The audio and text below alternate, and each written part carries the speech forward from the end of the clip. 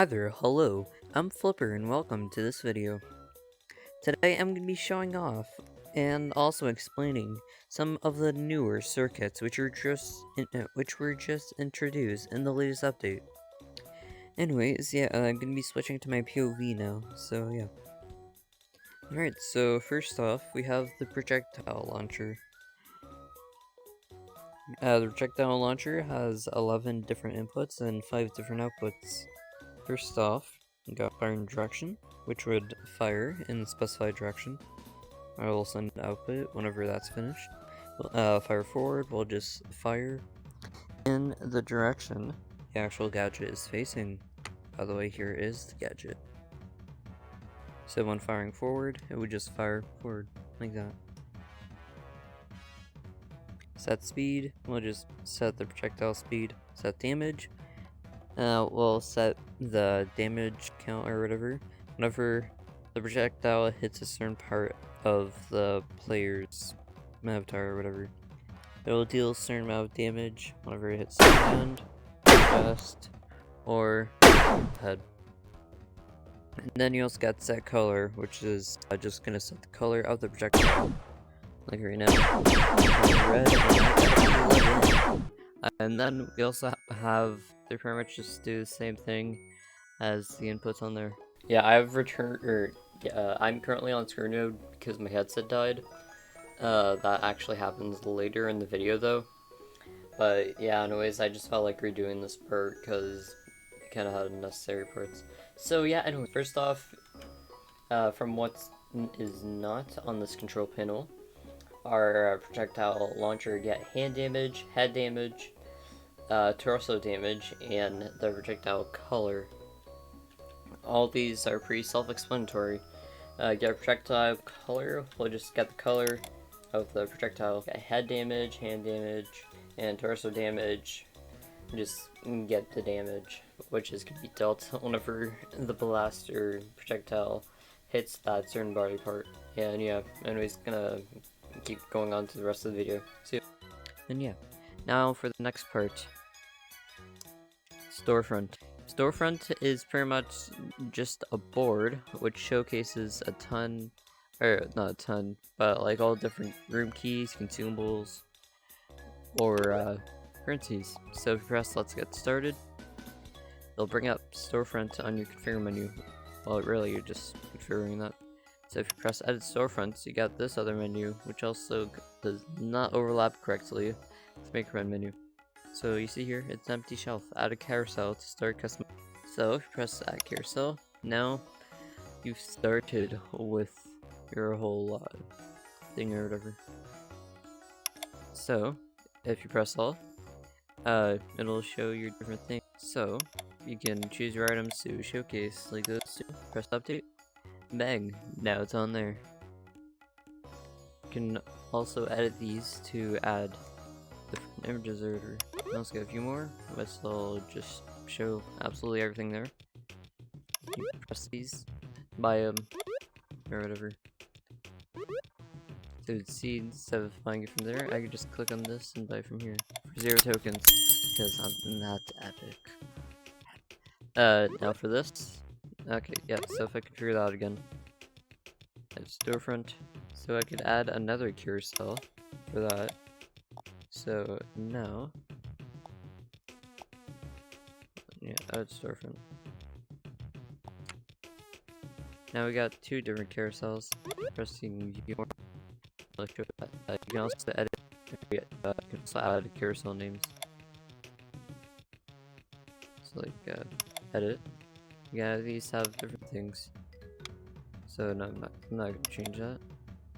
But you rename these, and whenever when you press that, it'll show this menu. So you just you save a name, and it'll show that whenever you press view more.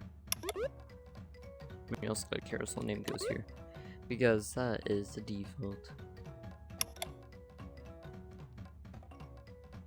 And also completely remove carousels, move things between carousels, and also reposition carousels. So yeah, next up, Another one of the biggest parts of this update, the audio player, along with all these other chips. Sample audio is probably one of the more important ones though. So first off, with the audio player, you got quite a few different inputs and outputs. Yeah. First off, you got play, pause, stop, set volume, and set playback speed, and also audio, which I'm going to explain in just a moment. First off, all these are pretty similar to the Cv1 sampler. If I hover over these tabs, you'll see it's pretty much the same with volume, playback speed, play, pause, and stop on signal. All of those are pretty much just all 5 of these. And then right here for the audio, you may be wondering what that's about. Well, instead of recording your audio directly on the sampler, use sample audio. Just gotta order that up. And to actually record sample audio, you gotta configure it, open up chip settings, then press edit sample. Then you have this whole menu. Looks pretty similar to the animation gizmos menu, but yeah, it's completely fine. So if you press record, let's see here, what do I record? Okay. You got a 5-second countdown as normal. You can also saw that countdown. After you record, you have 3 options which you can press along with the offsets at the very bottom. So you can preview. Hi there, hello. It seems like you have just entered my dorm. Why are you in my dorm? Well, I don't know. You press stop. Have just entered. Just stop it. Then you can save that or clear it. And down here, you can move the end offset and the start offset, along with being able to see the little sine waves or whatever of your voice. So I'm gonna save that, and press done. So yeah, before I play its using button, one thing I should mention is whenever you configure the audio player, you'll have the audio channel, as always, 30 audio, loop audio, interrupt current sound, so you can spam it and play for all. If you have that off, then it will only play locally, which is actually quite nice. So, loop audio. Hi there, hello. It seems like you have just entered my dorm. And because I have why are you in my dorm? Well, I don't know. You have just entered with my permission from absolutely anywhere or something like that. Go all the way over here. Hold on, this is not my dorm room. However, that's fine. Yeah, because it's turned on. Hi there, hello. It seems like you have just entered my dorm. So I'm gonna turn that off. Why are you in my dorm? Well, I don't know. You have just entered with my permission or something like that. Stop. Anyways, for all these chips, it's pretty much all the inputs and outputs on there, or like on the audio player. So you got audio player pause, play, set speed, get timestamp, stop, and set volume. And then over here we got comment. These are pretty much just notes that you can leave for yourself or other people can leave for you.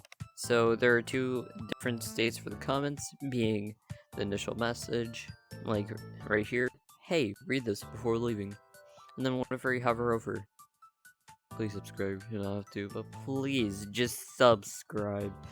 Unnecessary, but would be very much appreciated.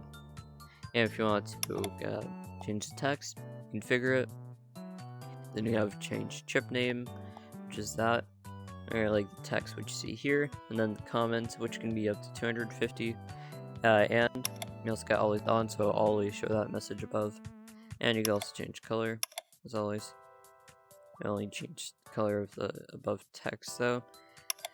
And then the chip color is only for the background, because that's just how it works. Then last but not least, we have set transform, set rotation. But set position down here as well, because set transform is quite literally just set rotation and set position, but combined. So set rotation, it'll just set the rotation, and set transform will set the rotation and position of the target. And also something I want to mention, for all of the different gadgets which have set success or fail along with respawn chip, they all have a boolean now instead of 2 executes. So if it's like if it actually is a success, it'll output true. If not, then false. And then you can wire that up to an if chip if you really feel like it. By the way, respawn and subposition are of beta, which is quite nice. Oh no, my headset died. I can't believe it. Oh yeah, hold on. I forgot to mention this. Like, so the older version of these two chips were apparently deprecated and then redone with their cleaner versions. Yeah, if you go into, you're supposed to spawn in, no, you're supposed to spawn in a player definition board and then the event receiver. Okay. Now if I can prove it. So, yeah, there we go. Projectile hit player. Yeah, so for this event, you see here, you obviously got the execute, and then you got firing player, projectile source, hit player, body part, damage, hit position, and hits normal. Quite a lot of these self-explanatory, but I don't understand the hit. So yeah, that's the end of the video. If you'd like to subscribe, like that one message said, please do so. And you can also like the video if you actually like the video. So yeah, without further ado, see you guys next time. Goodbye.